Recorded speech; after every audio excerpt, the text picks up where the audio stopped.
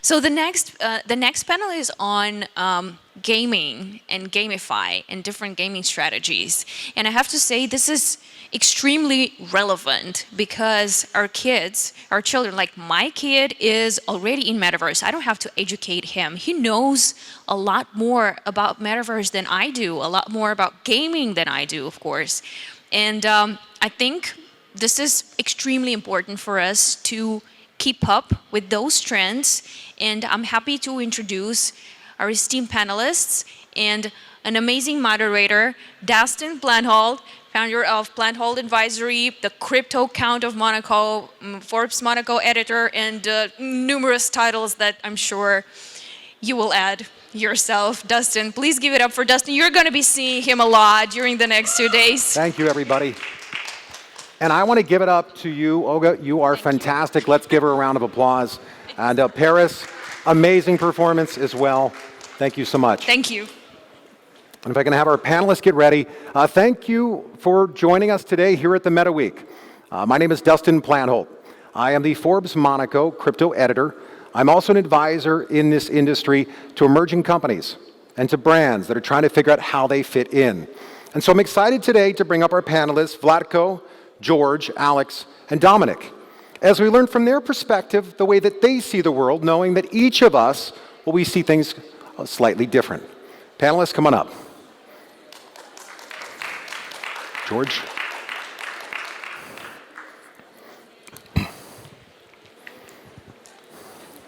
All right, come and join us. Perfect. Right here. So our topic of conversation is game development, GameFi. You know, what is this term and how it's being used, and this word called the metaverse? Now, you and I were talking earlier about the metaverse and what it is, and what some people think about it, and ultimately what it will become. And same with the rest of the panelists as we talked before we got on stage. Before we get into my questions, I want to first get to know you. And I like to keep it easy. What's your name? Where are you from? Tell us your story. Tell us what your company does. All right, I go first, I guess. Thanks, Dustin. So my name is Alex. I'm French. You can tell by the accent, maybe. Hopefully not too much. I'm the founder of Azarus. Azarus is the largest advertisement network for the metaverse. And we work on all kinds of metaverse. We're really open. And we have a very wide definition of what metaverse actually means. I think we're going to touch on that later. Perfect. Vlatko. Hi, everyone. My name is Vlatko. I come from not France, Macedonia, and Switzerland. And I'm the CEO of Earn.games. What we do is we provide games and learning opportunities for emerging countries. Predominantly in Africa and Southeast Asia, and we aggregate communities of around 15,000 to then deploy learning and earning opportunities in gaming and education. Happy to be here. Nicely done. Dominic. Hi, my name is Dominic, Yoichiro Kurata. I come from Japan, from Tokyo, and I'm doing that and creating the metaverse now, the GameFi, on a global basis, just to show that the pure Japan culture. Yeah. So this term, the metaverse, does anybody know in what year it was first used? In a certain sci-fi novel that you and I talked about earlier. What was it? Well, Snow Crash. Snow Crash.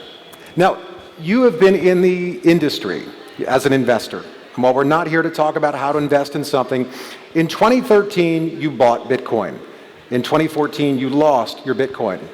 And so through this process of learning, you now have experience. So now as one of the veterans, what are you learning today about the metaverse?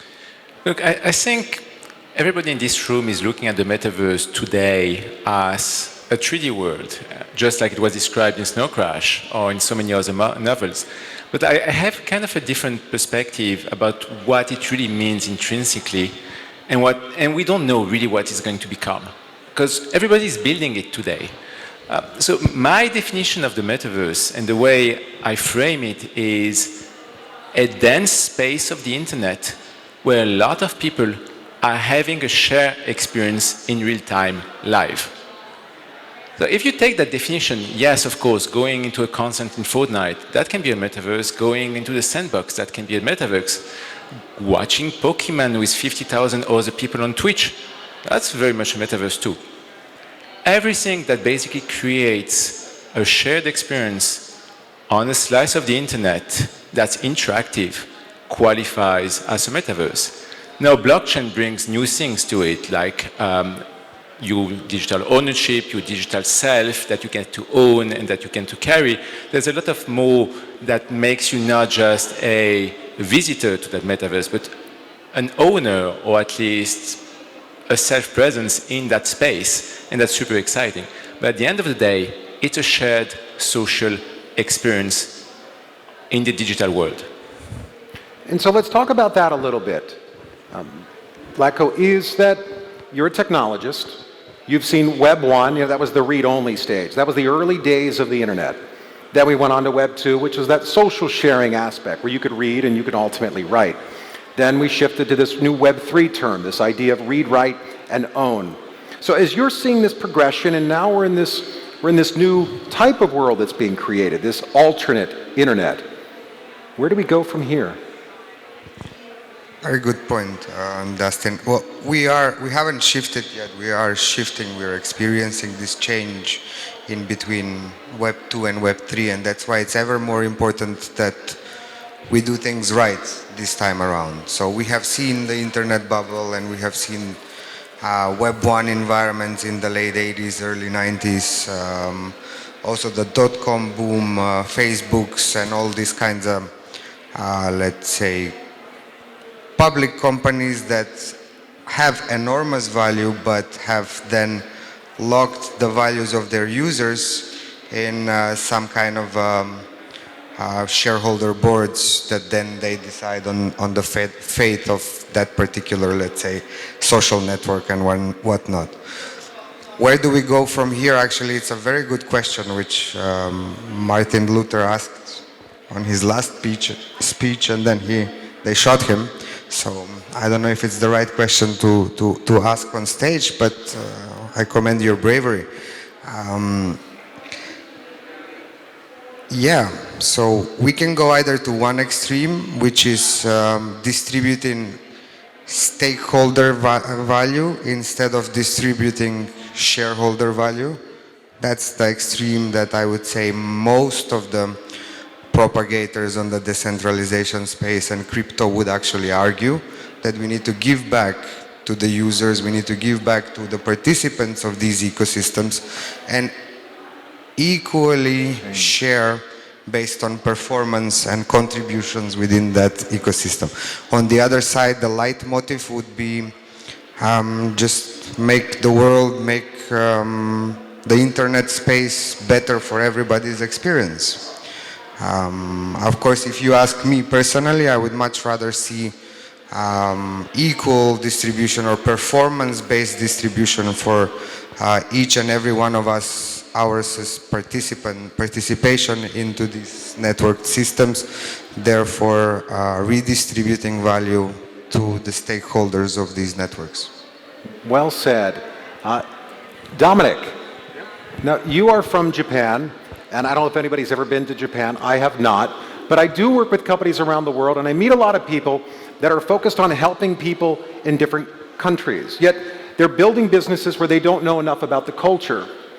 So from your side and lens, as you're now in this world and creating, what are you building? What are you working on? And give advice to some of those out there that are looking to build or grow into Asia that some of them potentially aren't currently there or they don't understand the market. Yes, we are now creating this metaverse called Edoverse. It's all the cities of Tokyo. So Tokyo was named Edo in the past, in the 17th century. And then we want to just creating things that we want to create a game and a GameFi, and then that you can just get an avatar that, and then you just enjoy that creating a game that and then earn something. the very special. And then what we do that everyone can just get in here, enjoy. It's like a sort of entertainment park, and then even just you don't have even just the poverty areas that the people that you can just get into the Edoverse, and then it's a scholarship that you can learn all the sort of tools like katana tools and shuriken tools that you can do something then. So you can share profits and you can share a lot of things that, and then it's gonna improve the society probably in the future. That's what we're thinking. That's perfect. And talk more about this GameFi, this term that's using quite broadly. What sort of companies should be focusing on it? What should they be looking at and when they're coming in? The game, actually, the life itself is a game, so real life games and your business, everything is just in the gaming features. But in a metaverse, you can just do the same thing but more efficient. So and in this case, if you just create a cities and you have a lot of houses, mansions, and then we each that set of the different kind of games. So, and then you can just play whatever just you like, and then more efficient way with the things, and then your days, 24 hours a day that you're spending, like 6 hours of sleeping, but other 18 hours. So how many hours are you spending in the metaverse in the futures? So, and then the longer metaverse life is much more sort of the better environments, contributions that you can make it. That's we're believing in now. Well said. And Vlatko, now coming to your side, back to being the technologist. How unique is this metaverse concept versus, let's say, Roblox or some of these other communities that were built online in the past? Because there is this misconception. So talk it through. It's not different at all. It's actually the same thing. It's just you put an AR, VR type of headset and then enter into these environments. But if you want to compare it to, let's say, all the digital spaces that we have now, I mean, even Twitter calls it spaces, right? So it's about shared and jointly managed environments. We tend to look at the metaverse as something wow, but at the end of the day, like Twitter, Facebook, all of these guys, even Twitch, is kind of like a participatory environment where users and members can actually engage with one another, share information, learn from one another, and deploy themselves in other types of tactics. So in the case of Twitch, you go into gaming. In the case of Facebook, Twitter, you go into socializing and so on.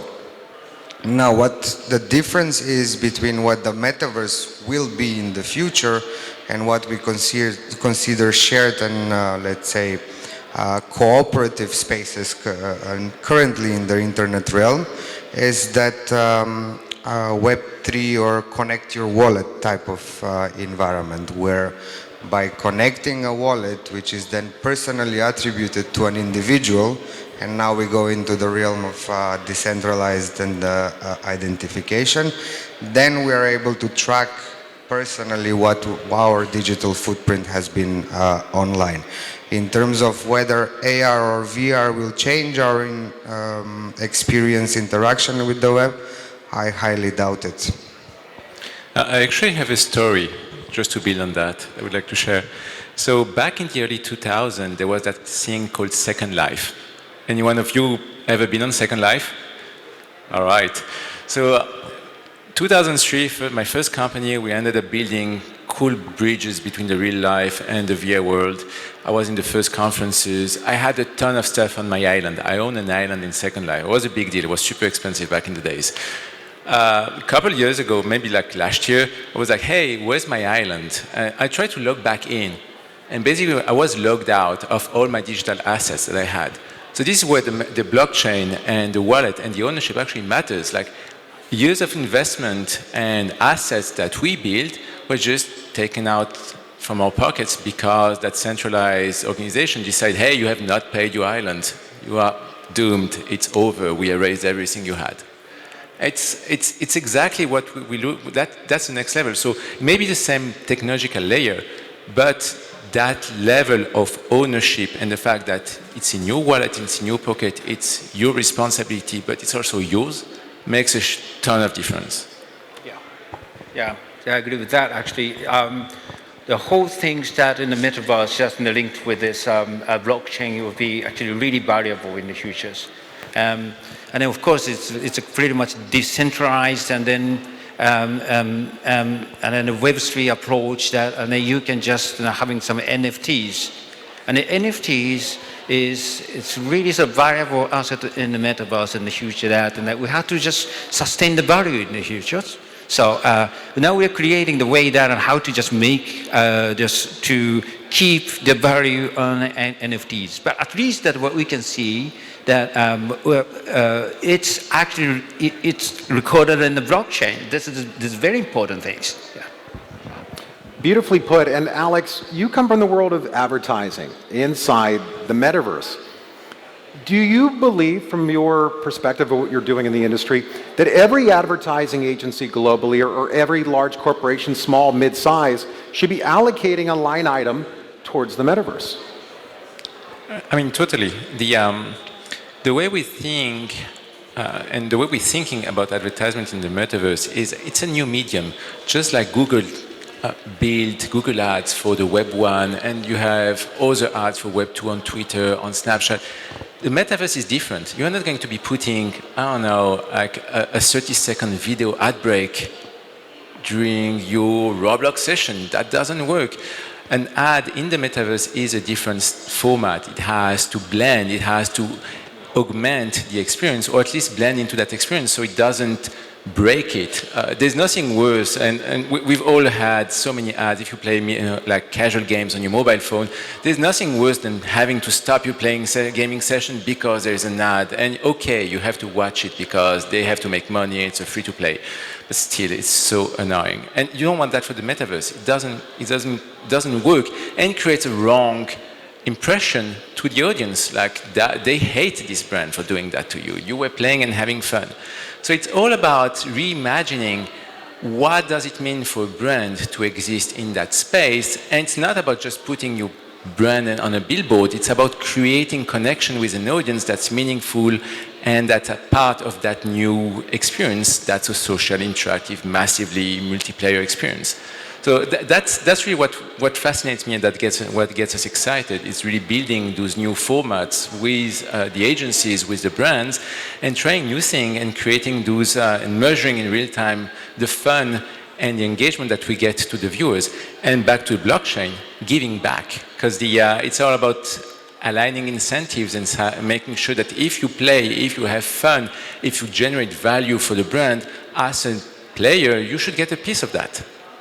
And that's really the beauty of the going full cycle. It's an open platform with a alignment of all incentives. So Dominic, I'm going to ask you this question, because in Japan, I imagine a lot of advertisers and marketing agencies and marketing budgets have focused on the gaming community. So what are you starting to see them in terms of the conversation around the metaverse and how they can incorporate into it? Yeah, potential of the metaverse advertisement is actually expanding just from the existing demand. There's metaverse, our metaverse, of course, is the other metaverse too, that is mostly that so far that all the kids actually they're playing a game just in the metaverse.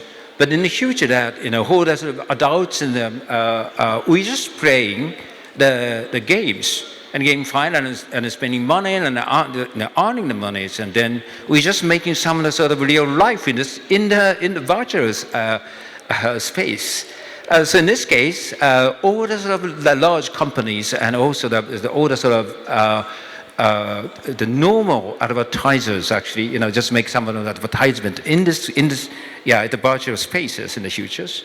So in this case, the potential of those ads is going to be actually just expanding hugely, I think. I think it's already very big. Yeah, I think so too. The way we're looking at it is, if you just take Twitch and Facebook, and again, I think we've assessed that Twitch and Facebook gaming and all the social networks are already metaverses, but like if you open up a little bit more, every live TV application on your Apple TV can be a metaverse. It's on the internet, it's an app, it has a video player. So you can make them interactive, and you can turn basically the Super Bowl that you're watching on ESPN, you can turn that into a digital arena where brand can throw t-shirts at the audience. And you have t-shirt hosts. So all those things are basically converging into creating an experience that's massively multiplayer, real-time, and social.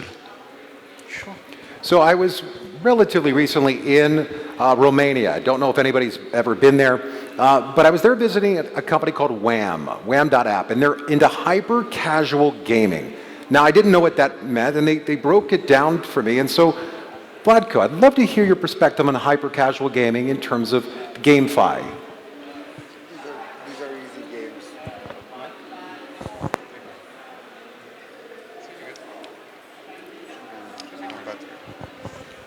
So these are Because easy. not everybody has hours to play video games. Not everybody has a lot of time on the sidelines.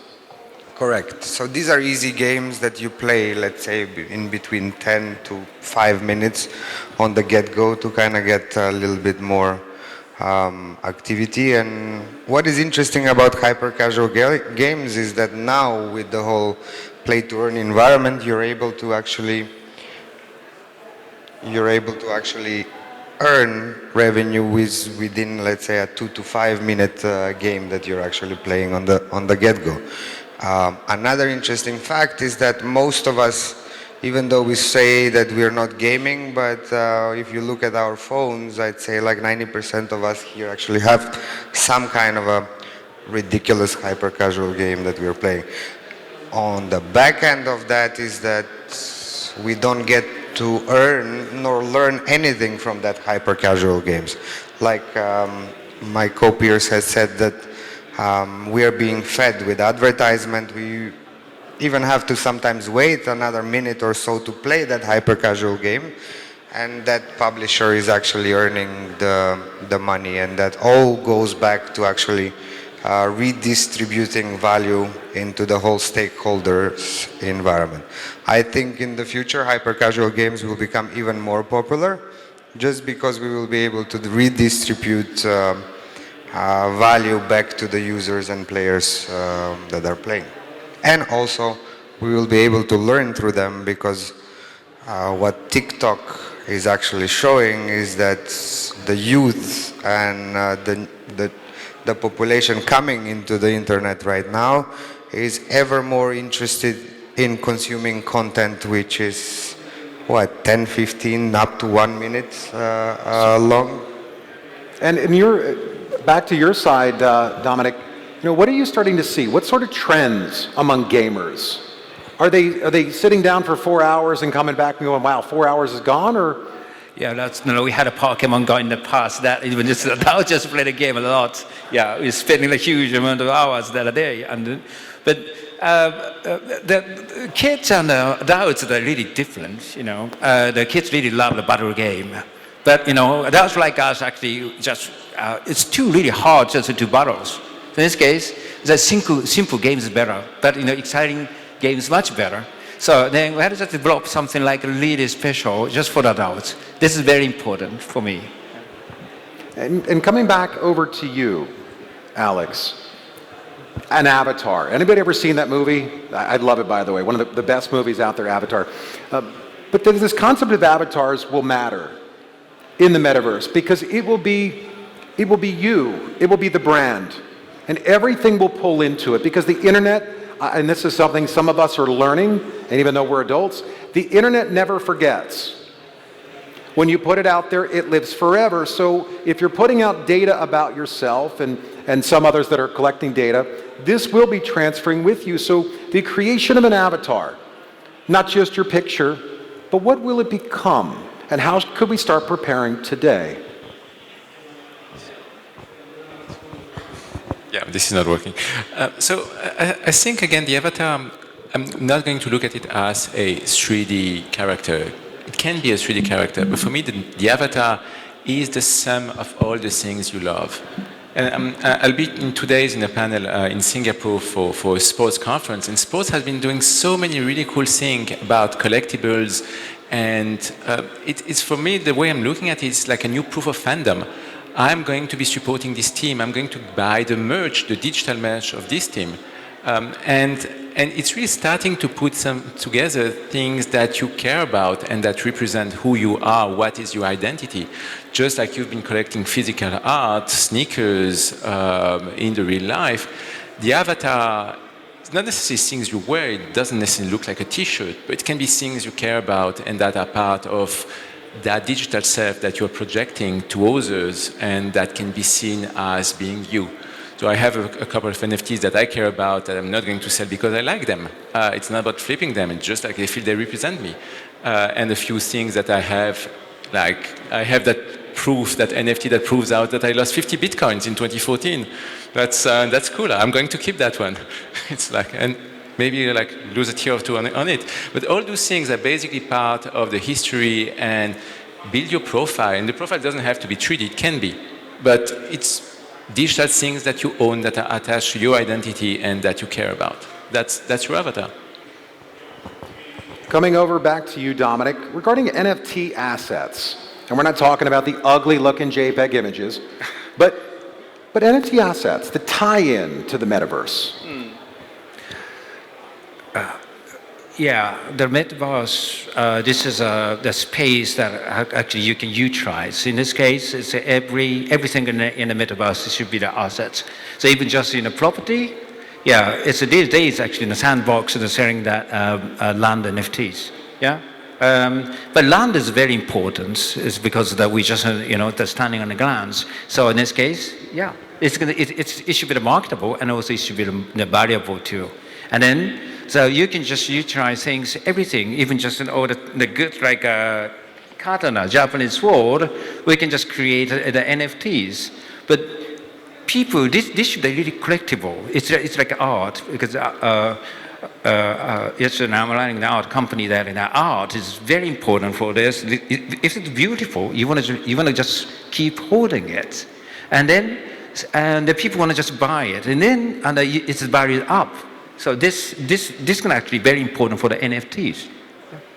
Now let's move to the earning aspect. In this world of playing games, traditionally in the past, we'll call it legacy, you were given points or tokens that could only be used inside of that game. How different will the metaverse be? Well, if I may, back in the days, this is old Alex talking, in World of Warcraft, people would be working, farming gold and selling it on eBay. I'm just saying like play to earn has been around. It was like gray markets and such, and it was kind of sketchy at best because you were basically doing that PayPal transaction and then you had to meet that guy in a random spot in the right server and he would drop a bag of gold in front of you. So well, I think we know the term, there's nothing new under the sun. We're all idea thieves. Yeah, so that happened before, and it's really about exchanging work and time for value at the end. So that value creation, whether it comes from brand paying for someone spending time, as long as it's worth something to someone, then you have a market. And I had a discussion, one of our advisors is actually one of the few guys who has been measuring the economical impact of games, of those MMOs. And clearly, games are successful when you have a small population of whales ready to pay for enjoyment and a larger population of people that are not necessarily very wealthy, but are ready to pay, spend time to create a sense of community and to, just like a village. You need a village to make the game fun. If you're alone, just walking the desert and trying to farm gold, this is boring. But if there's like hundreds of thousands of people around with you, it becomes fun. Dominic? To just add to Alex, I mean, the second reason why Bitcoin is so popular is because of that trading activities in games, particularly in World of Warcraft. The first reason is the dark web. But it was a great game. Yeah, I have to mention the first reason. So with that second reason being ever so popular, not I would say, not just out in the open. Now it's becoming popular and kind of mainstream. But to your point, these markets have existed since World of Warcraft and Dota have been around, and now kind of the crypto, let's say, startup communities catching up to all of these efforts. And Axie Infinity, of course, is the breakthrough, which kind of no longer serves the purpose of the play-to-earn environment. And now we tend to see more and more titles jumping into the, let's say, tokenized environments to then deliver titles to their user base. In the real world and also the virtual world, and even in the metaverse, the contents of the game is the most important. Yeah, if it's very enjoyable, the people love it. Even it's simple, and then if it's very complicated, it's really hard to play that. The people hate it. But yeah, if you can find a better game that it just doesn't matter. Yeah, even in a metaverse or even a real world. But now it's a metaverse combined with the tokenomics. I think this is the more important things. You can just create an ecosystem. You can make economies. Even just using the very simple game, like a sort of trading card game, this is also a very exciting game. But you can just play with that on the table. But also, I think you can play in the metaverse.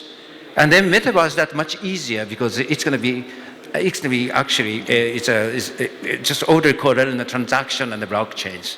Yes. So let's now go towards interoperability. And it starts with an alliance. There's an organization out of India. It's called Avisa. They're a gaming guild. So talk about interoperability, or at least allegiances or alliances within gaming communities. How do we bridge that gap? How can we bring them together? I think in a huge data, it's going to be bridged everything, and it's going to be a sort of anywhere door. If you just open a door that you can just squeeze into the other rooms, and then and whatever just you like. So this is much more efficient world that you can see that in the future in the metaverse. Because if you just bring this in this GameFi here, and then you can just, the fly just have to just in 1 second that to just move into the other places that you can play with them. So that's going to happen, I think, in the very near futures. And then, so you can see that some of the partnership. This is very important.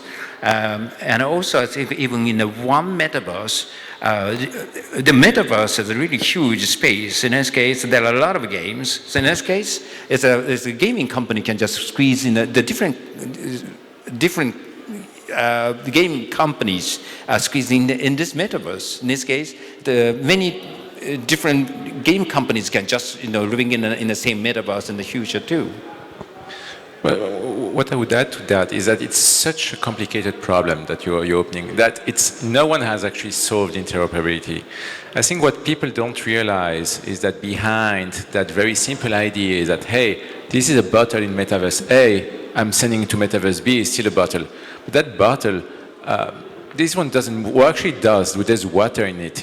It's flowing, so there's physics attached to it. And then there's glass, so you need some level of force to break it. Maybe it breaks, maybe it doesn't.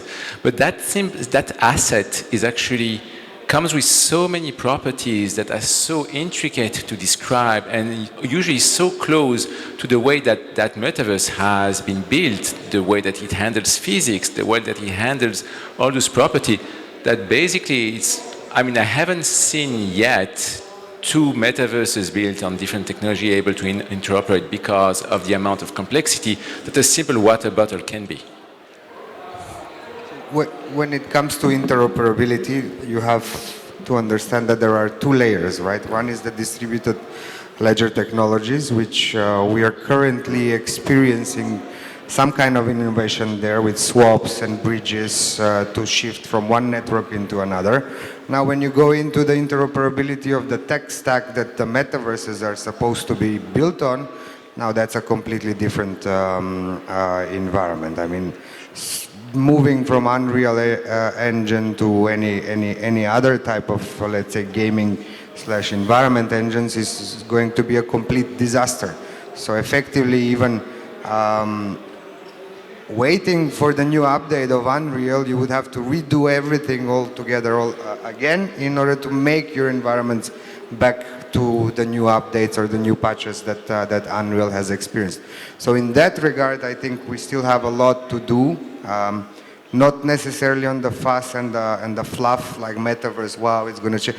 No, we need to focus on the technology, build and advance on the infrastructural layers to then be able to build these worlds that we so propagate for. And in that regard, I don't think even us here are going to be the ones building the metaverse. What we can do is actually support everybody out there, the youth and the general enthusiasts, in order to give them the tools, techniques, and mechanics how to build their own worlds. And this is where the next change is going to happen. I don't think the next change is going to come from centralized authorities, even may they be startups. The next change is going to come from forums and so on. Dominic, many people around the world are very curious. They want to learn. They just don't know where to go. And with a lot of misinformation, a lot of FUD, fear, uncertainty, and doubt. You never make decisions when you're afraid in business. And if you can't make a decision right away because you don't have all the information, you know what they tell you to do? Go find someone who does. So your question, Dominic, is where do you get your information from? How do you learn? How do you do your research?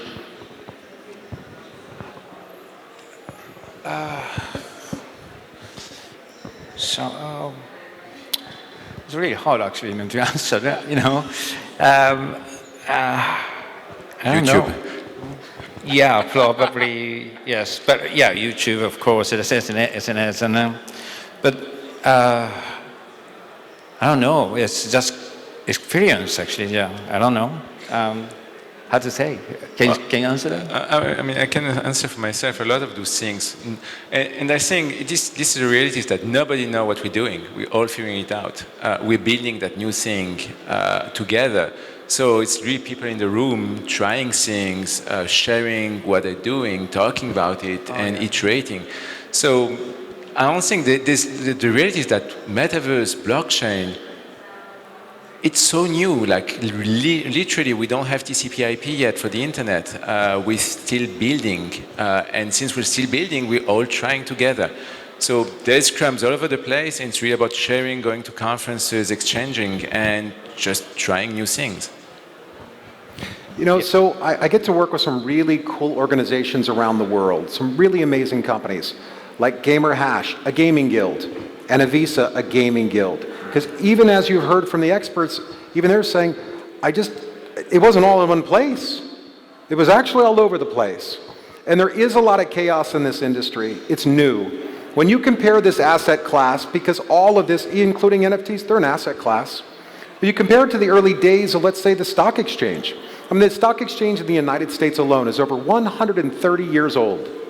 And there's still problems. There's still things that they're trying to figure out. And all of us are curious, all of us want to know more.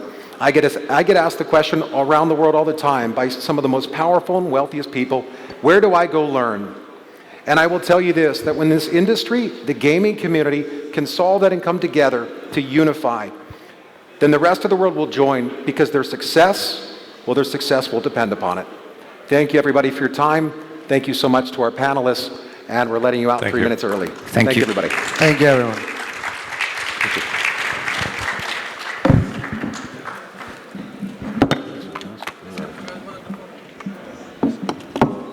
Thank you, everybody. I was thinking about a round of questions, but anyway, I think you can just catch up with our panelists during the day today.